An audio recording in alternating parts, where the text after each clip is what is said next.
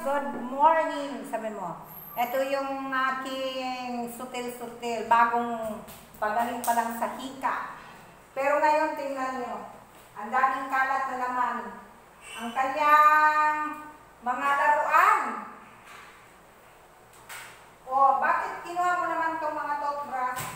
Ayan, grabe talaga ang kalat. O, huwag ano ha.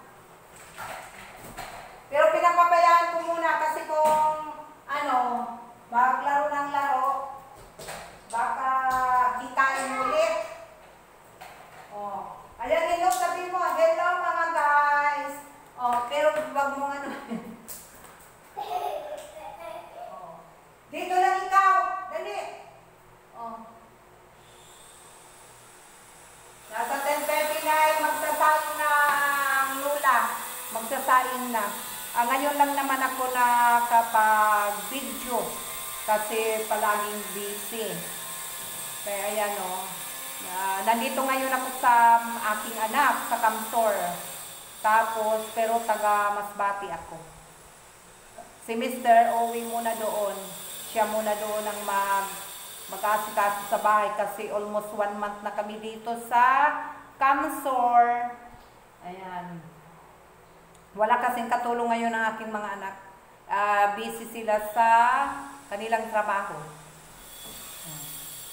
Uy, wag mong anuin yung frigider. Isara mo yan.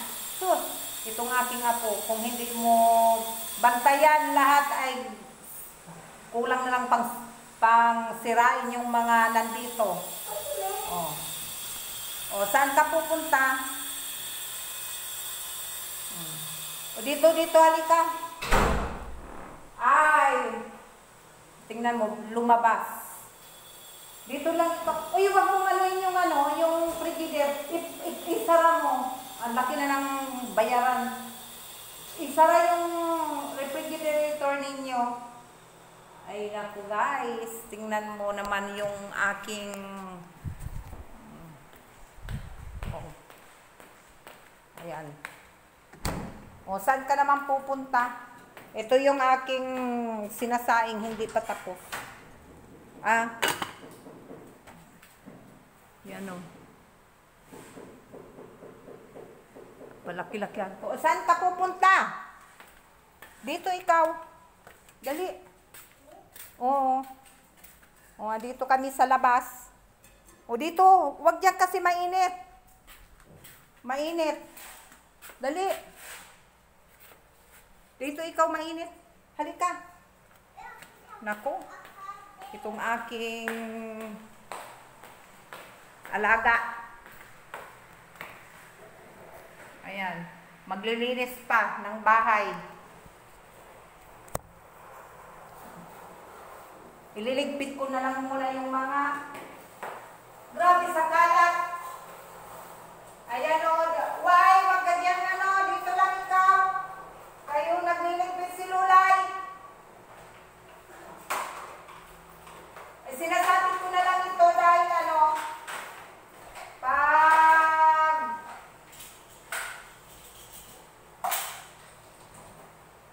sinakalat palagi. Wala ka, uy, anong ginagawa mo? Uy, ano yan? O, tingnan mo ang kalat mo, o. Ayan.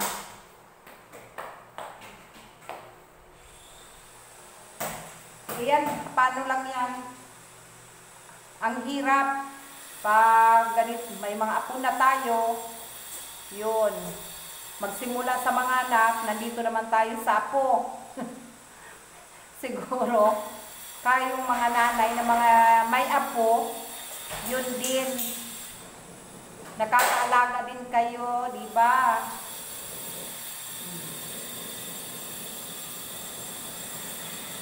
Ang bilis ng oras. Ngayon nagsasaing na lang ako ng kanin. Yung ulam ay tinitingnan ko kung ano ang aking lulutuin. Pero nakaprepare na ako yung para naman sa gabi. Pero sa tanghali, yun ang hindi ko pa na-prepare. Kasi itong mga bata, itong apo ko, mapili sa ulam. Kaya pinasiguro ko lang itlog na fried egg daw. At least kung kasi sa mga gulay-gulay, sabaw na sa kanila, ayaw talaga sa gulay. Kaya yung ano, yung asawa ko ay Ilocano, nagdiningding kami. Di ba rin sasabaw sila, kaya may prito naman. O sasabaw sila at least, ano, masustansya.